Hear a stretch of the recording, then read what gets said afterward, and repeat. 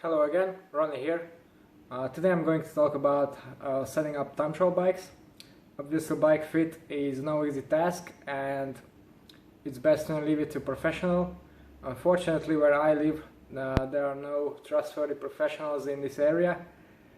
I've personally had some bad experience and one of my friends as well went to a bike fit together and we got some horrible and useless numbers. There are some Guru Fit experts now. I think the Guru Fit actually is quite good, but I think that one problem with these bike fits is that they make you comfortable, and of course that's not a bad thing if you are just aiming to ride a lot. But if you are someone who is competitive and wants to race, then setting up a position that's comfortable for you now might not be the best long-term solution, and I'm going to explain that a bit. What I've done with my cycling, well, from the get-go I knew that I was going to be racing and I want to be competitive, so of course aerodynamics play a huge role in cycling, so you want to be as low as aerodynamic as possible.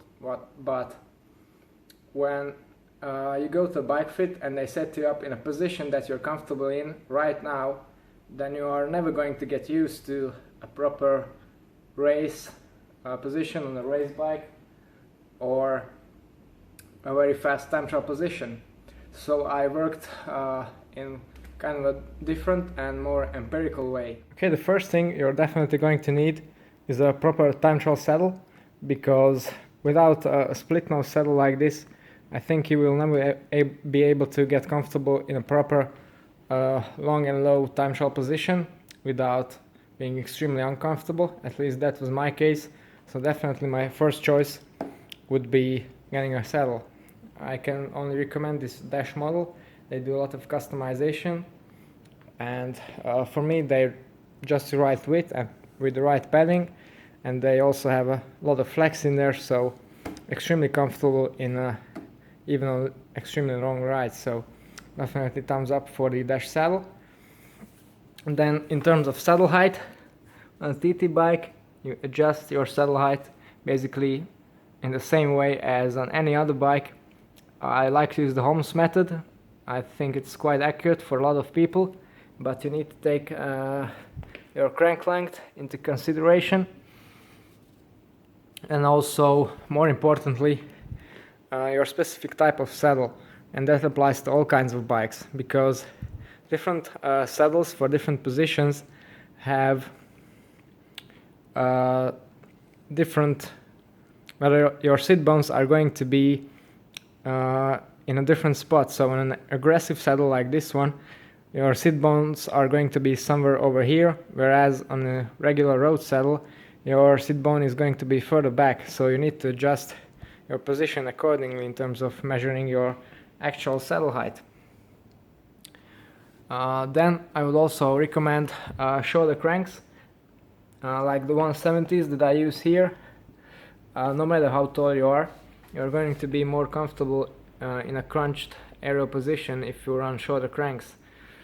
Then another good tip, I really like using speed play pedals, because you can actually adjust your precise fit numbers. You can repeat them on other shoes without fitting jigs, and they offer all kinds of other benefits as well. So to sum it up, so far, time trial saddle, Holmes method for the saddle height, shoulder cranks and speed play pedals. One more thing in terms of saddle height adjustment, when you are in a turbo trainer like this, I think it's the best way to make some adjustments, because you can do it quickly and you can try it out immediately. If you don't want to use the Holmes method, I would suggest just keep increasing the saddle height until your hips start rocking, and just back off like 3 to 5 millimeters, and then you're good to go. In terms of saddle setback, I like setting off with my tip of the saddle at the bottom bracket in line. That's a good baseline for time trial positions. For amateur racing, I think there are no real restrictions. I don't know about the current UCI rules, but I think they've ditched this one as well, so you can adjust your setback any way you want. But I think too far forward is not going to work, and too far back, well, it's just going to be too leisurely. So on the bottom bracket, tip of the saddle on the bottom bracket, or your sit bone position 5 minutes backwards from the bottom bracket is a good starting point. And then you just keep adjusting a bit to dial in your reach.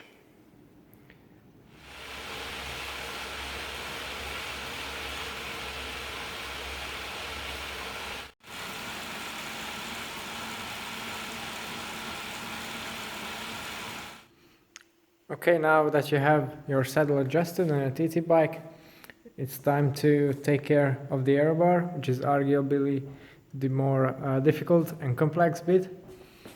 For simplicity, I'm going to talk mainly about pad stack and pad reach, as I think that all the other measurements are going to be determined by these.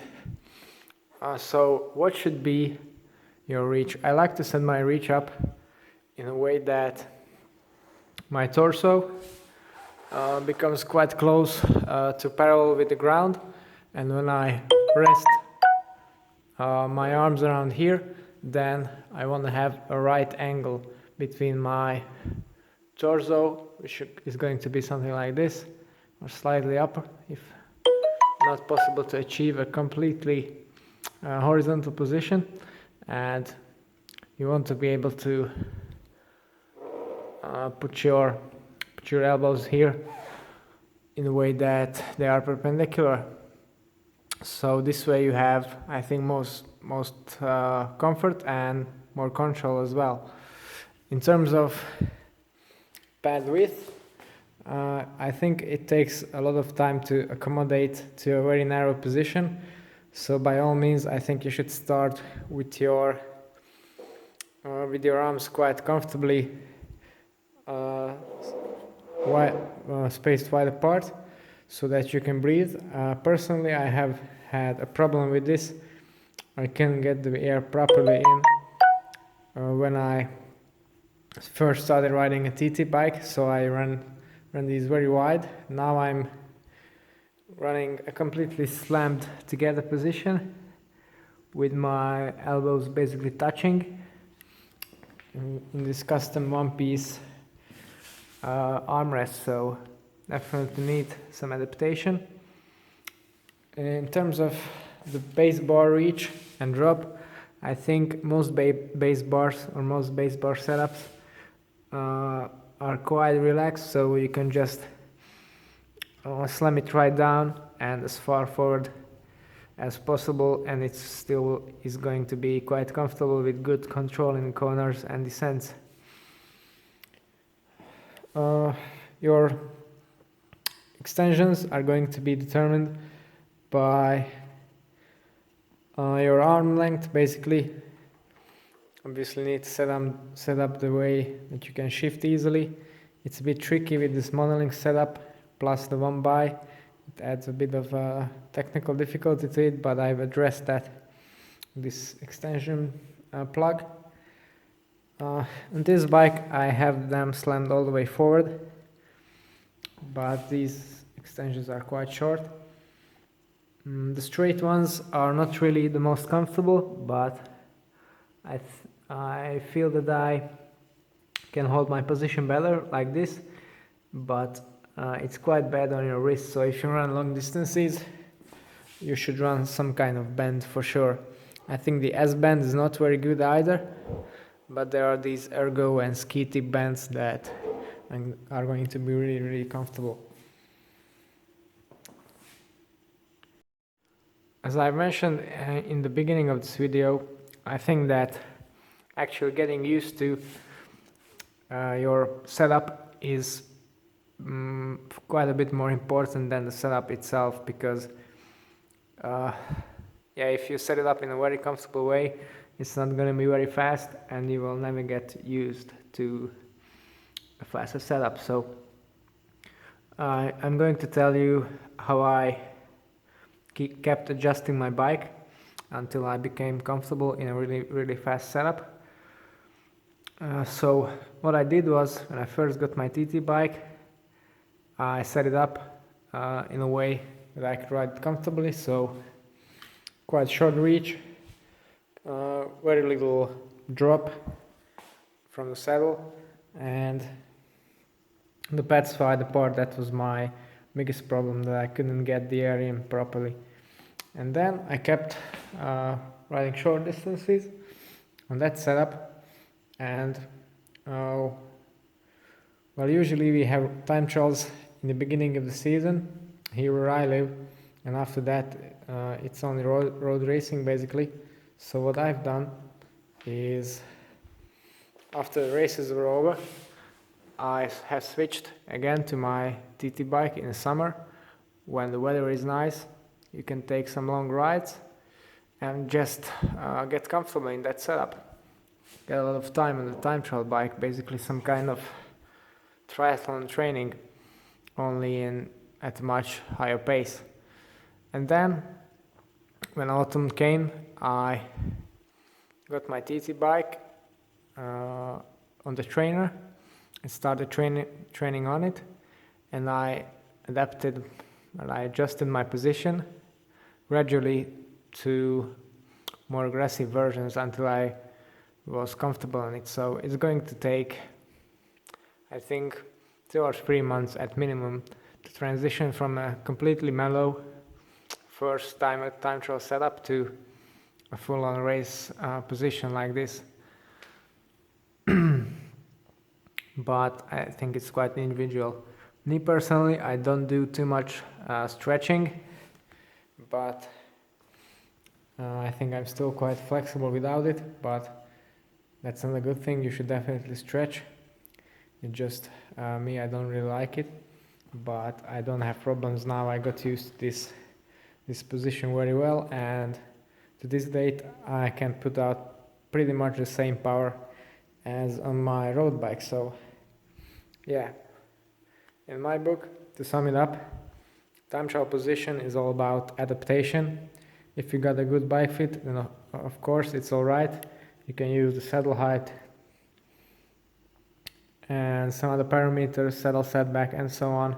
But I think when it comes to adjusting an aggressive position, you're going to need to adapt to it. There's no two ways about it. Okay, so this was my take on TT setups. If you'd like to know more about this bike and technical details about it, or maybe some cool time trialing products, then don't forget to check out my other videos as well, and maybe subscribe to my channel.